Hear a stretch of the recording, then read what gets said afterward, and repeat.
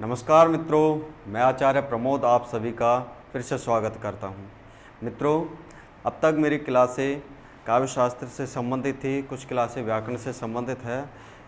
फिक्र न करें, जो भी क्लासें होगी वो संपूर्ण होगी। किसी भी टॉपिक से यदि कोई क्लास शुरू हो रही है तो उस टॉपिक को ख़त्म करने के बाद ही क्लास भी बंद होगी। परंतु कहने वाली बात यह है कि जो आप लोगों को काव्य शास्त्र अब तक पढ़ाया जा रहा है, जो भी आप लोगों के सामने मेरी क्लासें आई हैं, उनमें से अलंकार पढ़ाए गए हैं और अलंकार में भी बहुत से ऐसे अलंकार पढ़ाए गए जिनके पदों में विद्यार्थियों को हमेशा कन्फ्यूजन बना रहता है। कुछ एक ऐसे एग्जाम्पल दिए थे, मैंने बताए थे 5-6 अलंकारों को एक जगह करके भी बताया था कि यदि एक पद आ जाए और उसी पद के अंदर कारण भी हो, कार्य भी हो, तो कारण और कार्य से संबंध रखने वाले बहुत सारे अलंकार हैं। जैसे विभावना अलंकार होगा, विशेषोक्ति अलंकार होगा, संदेह अलंकार होगा, असंगति अलंकार होगा, भ्रांतिमान अलंकार हो गया, है ना। तो इस तरह के बहुत सारे अलंकार हैं। उन सभी को एक जगह खड़ा करके मैंने आप लोगों को समझाने की कोशिश की थी बाकायदा। उसके बाद जो नेक्स्ट क्लास आने वाली है उसमें भी आप लोगों को एक एक अलंकार के बारे में ज़रूर बता दिया जाएगा।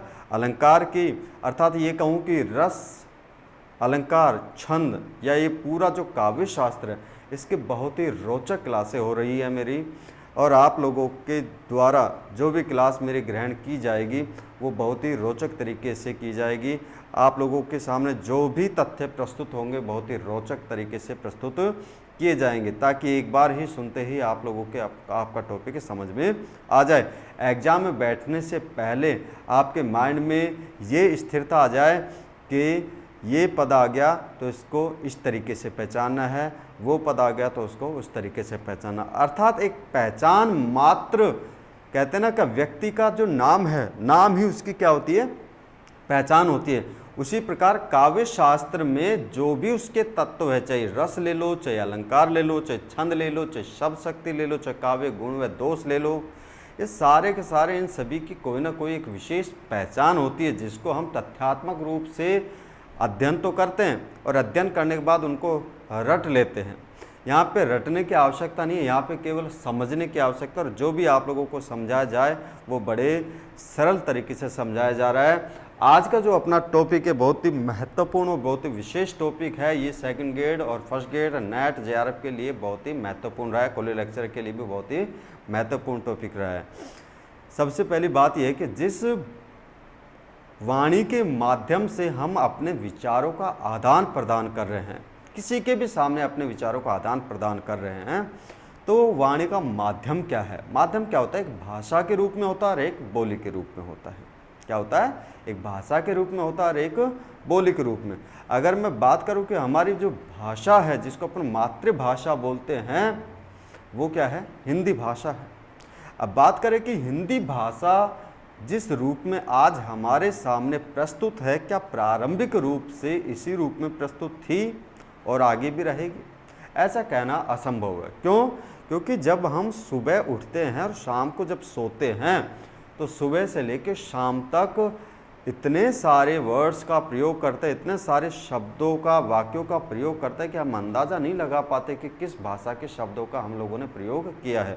क्योंकि हमारी जो सुबह है वो गुड मॉर्निंग से लेके और गुड नाइट पे ख़त्म हो जाती है। बीच में आप लोगों के सामने ये जो स्टूडियो है, इस स्टूडियो में आप लोगों को जो भी कुछ दिखाई दे रहा है, जैसे ये मैंने ये माइक लगा रखा है, अंग्रेजी भाषा का, शर्ट पहन रखा है, अंग्रेजी भाषा का, पैंट है, बेल्ट है, अंग्रेजी भाषा का है, क्लियर है। ये बोर्ड है अंग्रेजी भाषा का, ये पेन है अंग्रेजी भाषा का, इंक निकल के आ रही है, ये भी क्या अंग्रेजी भाषा का। स्टूडियो नाम ले दिया, रूम ले दिया, लाइट हो गया, फैन हो गया, बल्ब हो गया, ये सारे के सारे क्या है?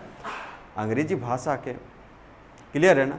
चेयर हो गया, मेज हो गया, पेन हो गया, कॉपी हो गया, रजिस्टर हो गया, और भी बहुत सारे, ब्रेड वगैरह, मिल्क वगैरह, बहुत सारे शब्द ऐसे हैं जो कि सुबह से लेकर शाम तक आप अपनी ज़ुबान पे उच्चारित करते हैं। ये सारे के सारे अधिकतम क्या है? अंग्रेजी भाषा के हैं। अब बात करें कि अंग्रेजों का तो 16वीं शताब्दी में आगमन हुआ था, क्लियर है ना। जहांगीर के काल में उनका आगमन हो गया था, तो 16वीं शताब्दी के बाद से अपनी हिंदी भाषा में अंग्रेजी शब्दावली शामिल हो गई थी। परंतु इसके अलावा भी हम बहुत सारे शब्दों का, जैसे आलू हो गया, गोभी हो गया, भिंडी हो गया, क्लियर है। समोसा हो गया, इडली सांभर डोसा हो गया, चाय हो गया, चीनी हो गया, गिरफ्तार हो गया, वकील होगा, अदालत हो गया, हैं, हल्फनामा हो गया। ये इस तरह के शब्द का भी तो हम रोज़ाना प्रयोग करते हैं ना। तो ये जो प्रयोग है, पहली क्लास से हम लोग कायदा पढ़ते आ रहे हैं। कायदा भी तो फारसी भाषा का शब्द है, जिसको अपन उर्दू भाषा भी बोल देते हैं। लेकिन उर्दू भाषा क्या होती है, फारसी भाषा क्या होती है, इसके बारे में अपन गहनता से अध्ययन करेंगे।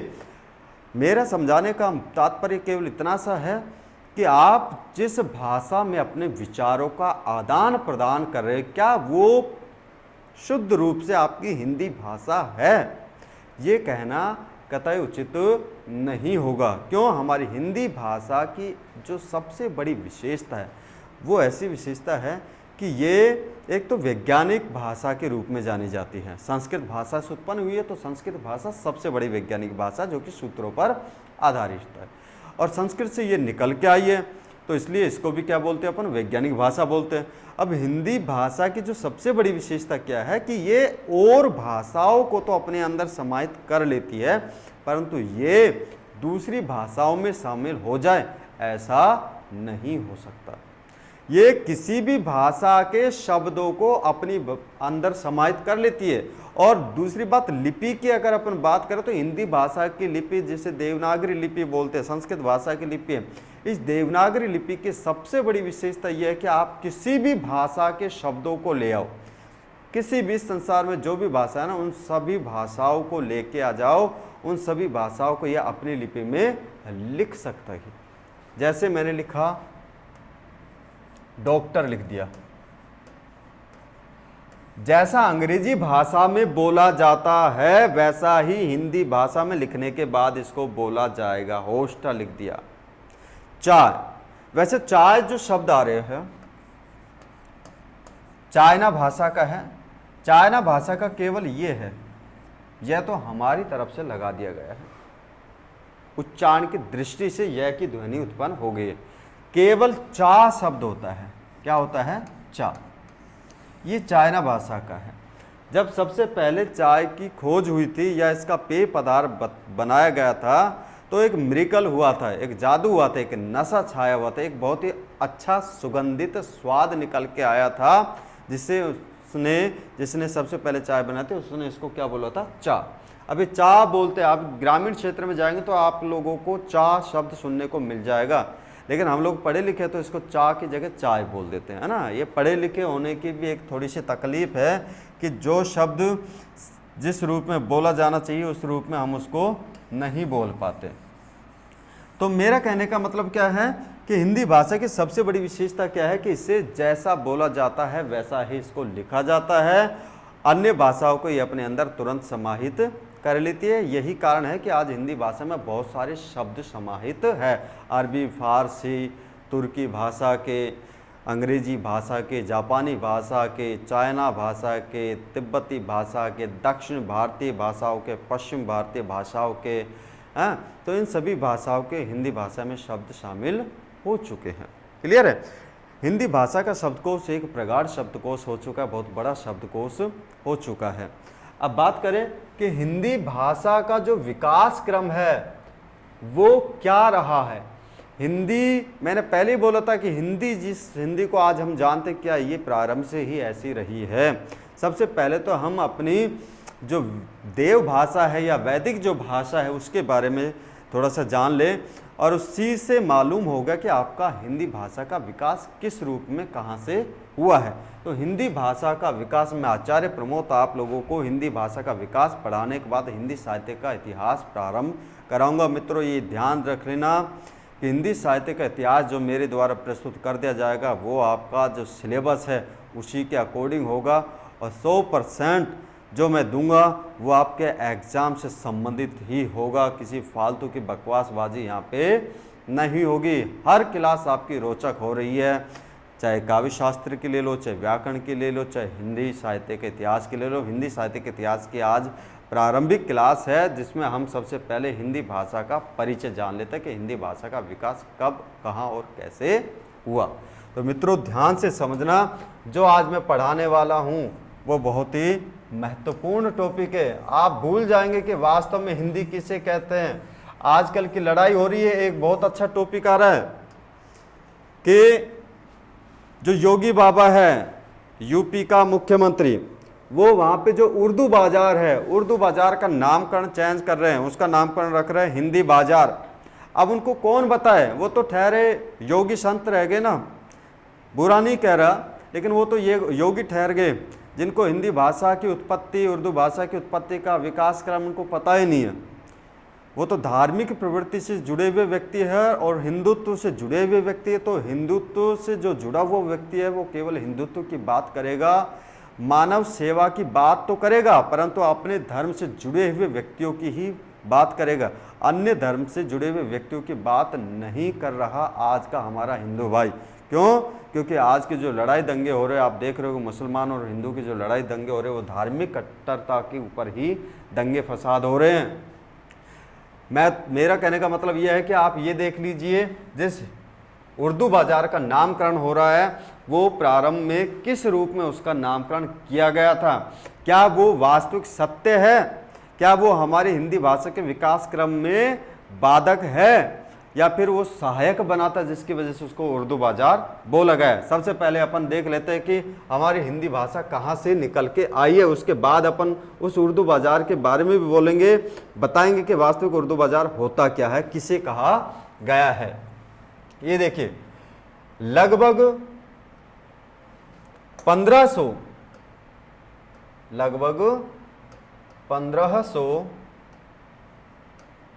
ईसा पूर्व, अर्थात ईसा मसीह के जन्म से 1500 साल पहले, और आज ईसा मसीह के मृत्यु के बाद, ईसा मसीह का जब जन्म हुआ था उसका 2022 चल रहा है, अर्थात 2200 वर्ष चल रहे हैं। ईसा मसीह को जन्म लिए हुए कितने साल बीत गए? 2200 वर्ष बीत गए। तो ईसा मसीह के जन्म से 1500 वर्ष पूर्व हमारे भारत भूमि पर आर्य लोगों का आगमन होता है। किनका आगमन होता है? आर्यों का। आर्यों का आगमन होता है। आगमन, आ उपसर्ग लगा हुआ है, गमन मीन्स जाना, आना, आना जाना जहां लगा रहे, आ उपसर्ग लगा है, आरंभ, आरंभ के लिए आ का प्रयोग किया गया है। तो आर्यों का आगमन कब हुआ है? 1500 ईसा पूर्व। कहां से आए थे? मध्य एशिया से। इराक ईरान का जो क्षेत्र है वो मध्य एशिया का क्षेत्र है, उस मध्य एशिया से आर्यों का यहाँ पे आगमन हुआ है।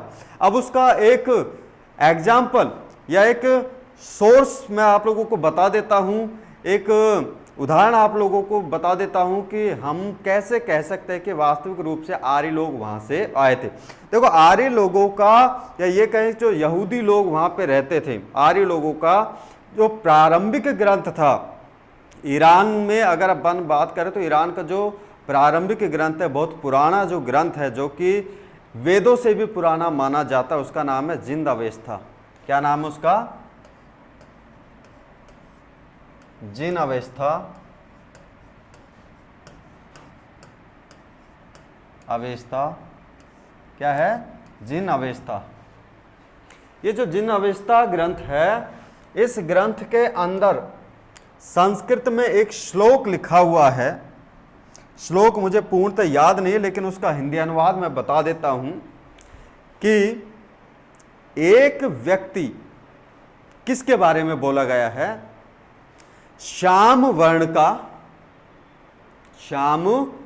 का तथा नाटे कद का। नाटे कद का मतलब बोना नहीं था, क्योंकि अगर आप इराक, ईरान, फारस के खाड़ी के लोगों की, उन पठानों की बात करेंगे, अफगानिस्तान से ऊपर के लोगों के, तो उनकी height 6 feet, 6.25 feet, 6.5 feet, 7 feet तक मिलती है ना। खान अब्दुल गफ्फार खान के देखो, जब क्रांतिकारी तो सबसे अच्छी हाइट उन्हीं की थी, पूरे 6.5 फीट, 6.25 फीट के थे। ठीक है, तो उस काल में क्या था? उस जिन अवेस्ता ग्रंथ में लिखा हुआ है कि एक नाटे कद का श्याम वर्ण का व्यक्ति जो अपना नाम कृष्ण द्वैपायन वेद व्यास बताता है, और वह अपने पूर्वजों की संपत्ति का अध्ययन करने के लिए यहां पे पधारे हैं। एक नाटे कद का श्याम वर्ण का जो अपना नाम कृष्ण द्वैपायन वेद व्यास बताते हैं, और वह अपने पूर्वजों कौन? आर्य लोग जो थे उसके पूर्वज थे, तो आर्य लोगों की जो संपत्ति थी अर्थात उनके जो ग्रंथ, लिखे हुए ग्रंथ थे, उनका अध्ययन करने के लिए वहां पे पहुंचा। ये बात किसमें कही गई? जिन्नावस्था में लिखी गई है। तो इससे साफ जाहिर हो रहा है कि आर्य लोगों का जो पूर्व काल था, जो पहले का काल था, वो कहां पे बीता था? मध्य एशिया में, इराक ईरान के आसपास बीता था। इसलिए कहते हैं कि लगभग 1500 ईसा पूर्व आर्यों का आगमन कहां से हुआ था? मध्य एशिया से भारत भूमि पर हुआ था। और वो भी एक आक्रांता के रूप में कहे, या फिर जो बात कही गई वो यही है कि वो चारागाह भूमि के चक्कर में, गायों की खोज में यहाँ पे पधारे थे। यहाँ का वातावरण देखा, अच्छा शांत वातावरण था, हिमालय की गोद में बसा हुआ क्षेत्र था, सिंधु नदी के आसपास बसा हुआ क्षेत्र था, इसलिए वो यहीं के होके रह गए। और ये जो भारत भूमि है जो यहाँ पे आता है वो यहीं का ही होके रह जाता है, ऐसा कहा गया है। ये जो 1500 ईसा पूर्व था, यहाँ पे जो भाषा चल रही थी उसको हम बोलते हैं संस्कृत भाषा। मित्रों, बहुत अच्छी क्लास होने वाली है, ध्यान से समझ लेना। धीरे धीरे समझा रहा हूं लेकिन क्लास बहुत अच्छी होने वाली है। कौन सी है? संस्कृत भाषा। ये जो संस्कृत भाषा है इसका काल रहा है 1500 ईसा पूर्व से लेकर 500 ईसा पूर्व तक। कब तक रहा है? 1500 ईसा पूर्व से लेकर 500 ईसा पूर्व तक संस्कृत भाषा का काल माना गया है। क्यों? क्योंकि इसी काल के लिखे हुए ग्रंथ हमारे सामने प्रस्तुत आए हैं। जैसे अपने वेद हो गए, जो वांग्मय की रचना हुई है, वेद, उपनिषद, इनका लेखन कार्य क्या माना गया? लगभग 1500 ईस्वी के ईसा के समथिंग माना गया है, अर्थात 1500 ईसा पूर्व से लेके 500 ईसा पूर्व के मध्य में। क्लियर है? ये जो संस्कृत भाषा है, इस संस्कृत भाषा के भी 2 रूप प्राप्त होते हैं। कितने रूप प्राप्त होते हैं? 2 रूप प्राप्त होते हैं। पहला रूप है वैदिक रूप। कौन सा है? वैदिक रूप। और दूसरा है लौकिक रूप। पहला तो क्या है? वैदिक रूप, और दूसरा है लौकिक रूप। इनका जो धर्म था वो वैदिक धर्म था। कौन सा धर्म था? वैदिक धर्म था, वेद पर आधारित धर्म था, इसलिए उसको सनातन धर्म भी कहा जाता है, जो कि प्रारंभ काल से ही सबसे प्राचीन धर्म के रूप में जाना जा रहा है और प्रारंभ काल से लेकर आज तक वो चला आ रहा है। परंतु हमारे हिंदुस्तान में हिंदू धर्म के नाम पर ही लड़ाई हो रही है, बल्कि अपना जो धर्म है वो कौन सा है? सनातन धर्म। इन दंगा करने वालों को ये तक नहीं पता कि हिंदू वास्तव में है क्या, हिंदू शब्द है क्या, हिंदी किसे कहते हैं, हिंदी में कौन कौन शामिल होता है, हिंदू में कौन शामिल होता है, उसके बारे में अपन यहाँ पे हिंदी का विकास क्रम में पढ़ लेंगे। आप लोग समझ जाएंगे कि आप लोग वास्तव में ये जो दंगे हो रहे हैं वो उसके साथ खड़े रहेंगे या फिर दूर हट जाएंगे। आप लोगों का धर्म क्या है? यहाँ पे सनातन धर्म, वैदिक धर्म है, क्योंकि ये वेदों पर आधारित धर्म रहा है, इसलिए इसको वैदिक धर्म भी बोलते हैं। क्लियर है?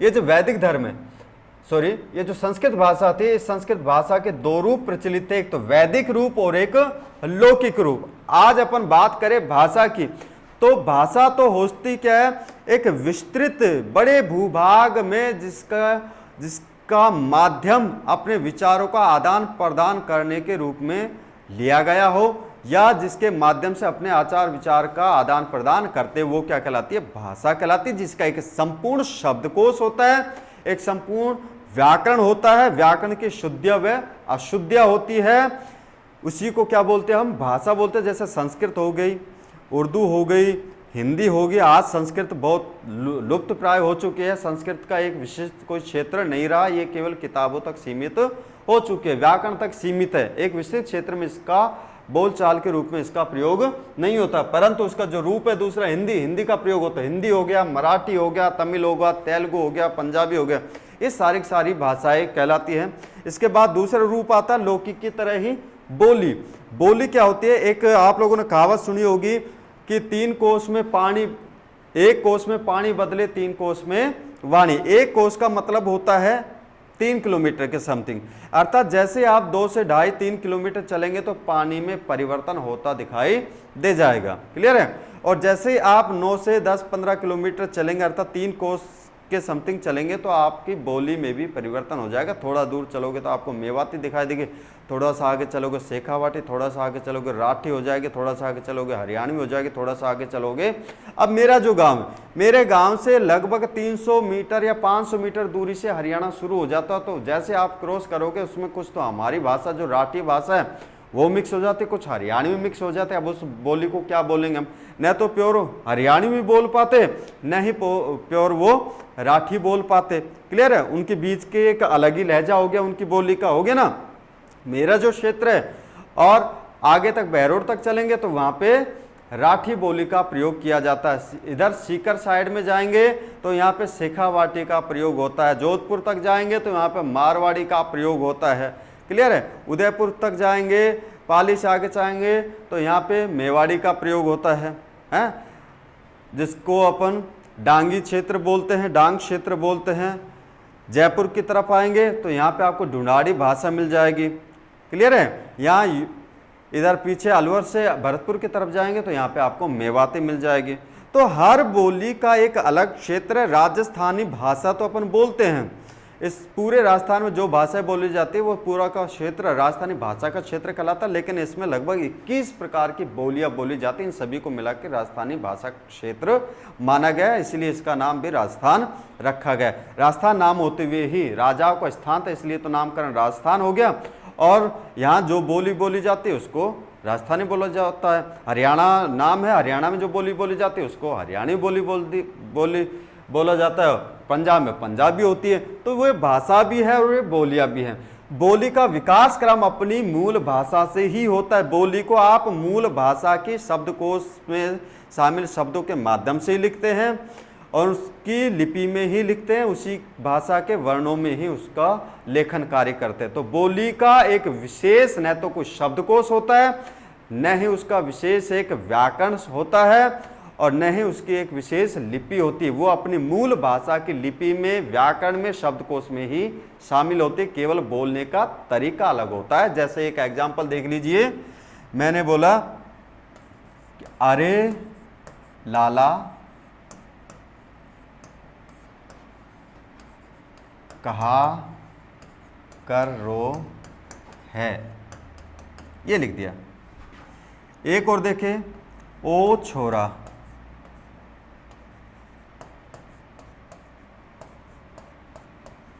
के कर रो सा या फिर हा, ये हो गया बोली कि अरे लाला कहा कर रो है मेवाती में। हमारी राठी में बोलेंगे तो ओ छोरा के कर रो सा है, ये हो गया ना। तो ये राठी रूप है, ये राठी बोली का रूप है और ये क्या है, मेवाती बोली का रूप है।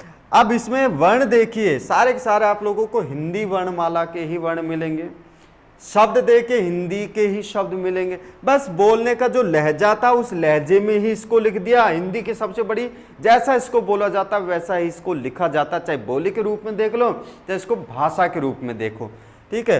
तो यहाँ देखो, अगर अपन इसको शुद्ध हिंदी के रूप में लिखेंगे तो लाला किसी लड़के को बोला गया, आज अपन उसको नाम ले लेते हैं कि अरे नरेश, अरे मुकेश,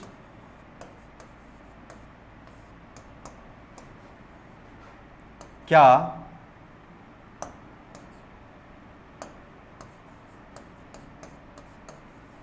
कर रहा है, ये हो गया हिंदी भाषा में हो गया। कहा का हिंदी भाषा में अर्थ होता कहना, लेकिन यहाँ पे दिशा विशेष के रूप में कि कहाँ जा रहा है, या क्या के रूप में, सॉरी, क्या कर रहा है। रो का रूप, रहा में कर वैसा का वैसा आ गया। क्लियर है। यहाँ पे देखो वही ले लेते हैं कि अरे मुकेश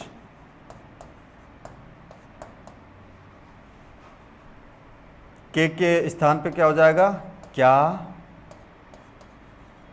कर, रो के स्थान पे क्या जाएगा, रहा, शायद, हा के स्थान पे क्या जाएगा, है, क्वेश्चन मार्क। ये हिंदी भाषा के रूप हो गए। ये बोली का रूप है, ये क्या है, बोली है, और ये क्या है, सॉरी, ये बोली है और ये क्या है, हिंदी भाषा है। क्लियर है। ये हिंदी भाषा है और ये क्या है, बोली है। तो ये परिवर्तन होता है। हिंदी भाषा की जो बोलियां है जो इससे उत्पन्न हुई है वो इन्हीं के वर्णमाला में शामिल शब्दों के आधार पर, शब्दकोश में शामिल पदों के आधार पे ही इनका लेखन कार्य होता है और इसका उच्चारण होता है। केवल इनका बोलने का जो लहजा है वो थोड़ा सा अलग होता है। तो यहाँ समझने की कोशिश करें मित्रों, जो संस्कृत काल था, संस्कृत में भी दो रूप चल रहे थे। एक तो वैदिक काल, ठीक इसी प्रकार जैसे भाषा है ना और उसकी जो बोली है ठीक इसी प्रकार से संस्कृत में भी दो रूप चल रहे थे, एक तो वैदिक रूप और एक लौकिक रूप। वैदिक रूप एक क्लिष्ट संस्कृत का रूप था। क्या था, क्लिष्ट संस्कृत को, प्योर संस्कृत, प्रारंभिक संस्कृत बोलते जिसको। इसके अंदर वांग्मय की रचना हुई, वेद, उपनिषद आदि की रचना वैदिक काल में हुई, अर्थात वैदिक संस्कृत में हुई। दूसरा था लौकिक संस्कृत। एक तो है वैदिक संस्कृत और दूसरी क्या है, लौकिक संस्कृत। अब देखिए जो वैदिक संस्कृत, वेद कौन पढ़ रहे थे, जो पढ़े लिखे पंडित लोग थे या गुरुकुल में जिनका अध्ययन कार्य हो रहा था वही वेदों का अध्ययन कर रहे थे। लेकिन जो आर्य लोग थे उनके जो आसपास के उसके परिवार के जो भी सदस्य थे, क्या सभी तो पढ़े लिखे नहीं थे। कृषि प्रधान देश है, कृषि करते थे, पशुपालन करते थे, सभी गुरुकुल में पढ़ाई नहीं करते थे, सभी आचार्य नहीं थे, सभी कोई ओझा या उपाध्याय नहीं थे, तो अनपढ़ लोग भी थे। लेकिन उनकी जो बोली थी वो संस्कृत ही थी, संस्कृत में ही एक दूसरे से बातें किया करते थे।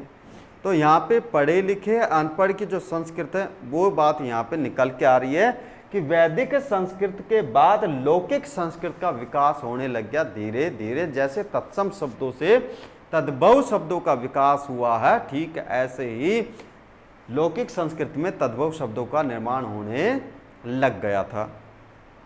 यहाँ पे लौकिक संस्कृत वो संस्कृति जो कि आम बोलचाल की संस्कृत भाषा के रूप में जानी जाती है, अर्थात आम जनता जिससे अपने वार्तालाप करते थे वो लौकिक संस्कृत थी। ये थोड़ी सी क्लिष्ट संस्कृत से, संस्कृत तो थी लेकिन जितना ये वैदिक संस्कृत क्लिष्ट थी उतनी ये क्लिष्ट भाषा नहीं थी, ये सरल संस्कृत भाषा हो गई थी। इसके अंदर जो ग्रंथ लिखे गए वो सारे के सारे ग्रंथ एक नॉर्मल पढ़ा लिखा व्यक्ति भी जो संस्कृत थोड़े बहुत जानता था वो भी पढ़ लिया करता था, लेकिन और उसका अनुवाद भी कर लिया करता तो उसको समझ लेता था। लेकिन वेदों को समझ पाना हर किसी की बात नहीं थी, इसलिए इसको लौकिक संस्कृत बोला गया। जैसे रामायण, महाभारत, पुराण, कालिदास के बहुत सारे ग्रंथ,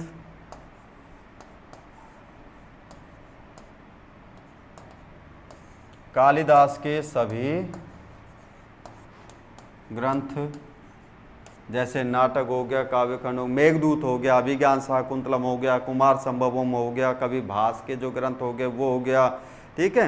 ये सारे के सारे किस में लिखे गए थे, लौकिक संस्कृत में लिखे गए। तो ये जो काल था 1500 ईसा पूर्व से लेके 500 ईसा पूर्व तक का काल, इसमें वैदिक संस्कृत चल रही थी और लौकिक संस्कृत चल रही थी। वैदिक संस्कृत में वेदों का अध्ययन हो रहा था, उपनिषदों का अध्ययन हो रहा था। लौकिक संस्कृत में आम जनता के लिए, उनके मनोरंजन के लिए, उनके ज्ञान वृद्धि के लिए जो व्याकरण तैयार किया जा रहा था, जो ग्रंथ लिखे जा रहे थे, जो नाट्यों की रचना हो रही थी, वो सारे के सारे लौकिक संस्कृत में ही हो रहे थे। तो इसके बाद अपन पढ़ते हैं कि यहाँ से 500 ईसा पूर्व के बाद किस भाषा का रूप, क्या ये लौकिक संस्कृति चलती रही या फिर कोई किसी और भाषा का विकास क्रम यहाँ पे सामने आता है।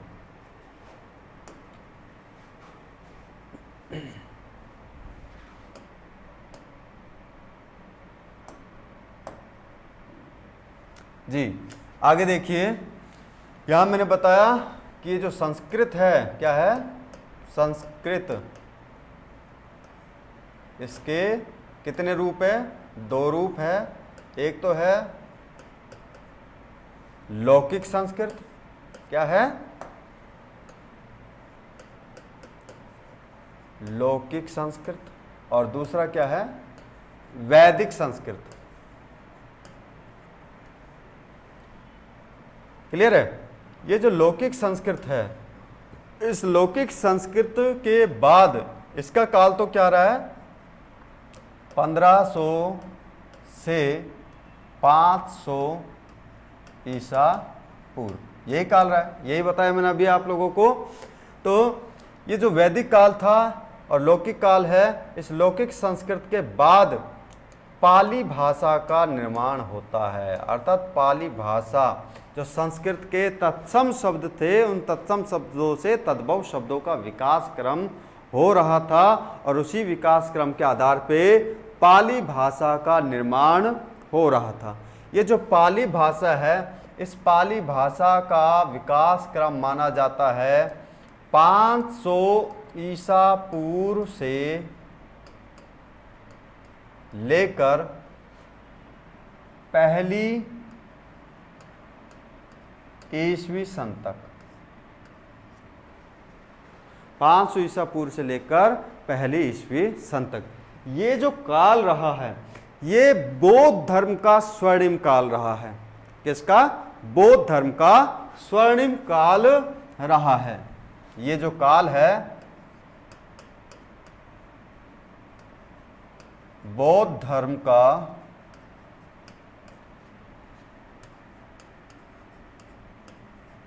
स्वर्णिम काल रहा है। क्लियर है? अर्थात ये जो पाली भाषा है, इस पाली भाषा में ही बौद्ध ग्रंथों की रचना हुई है। बौद्ध ग्रंथों की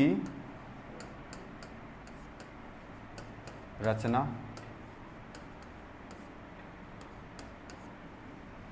तथा सम्राट अशोक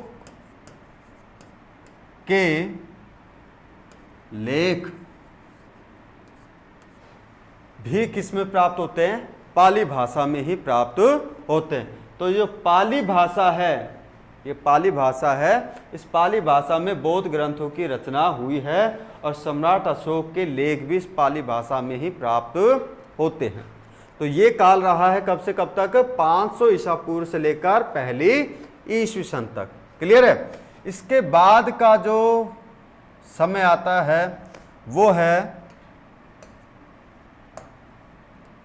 प्राकृत का। कौन सी भाषा का? प्राकृत। प्राकृत भाषा का जो समय है वो है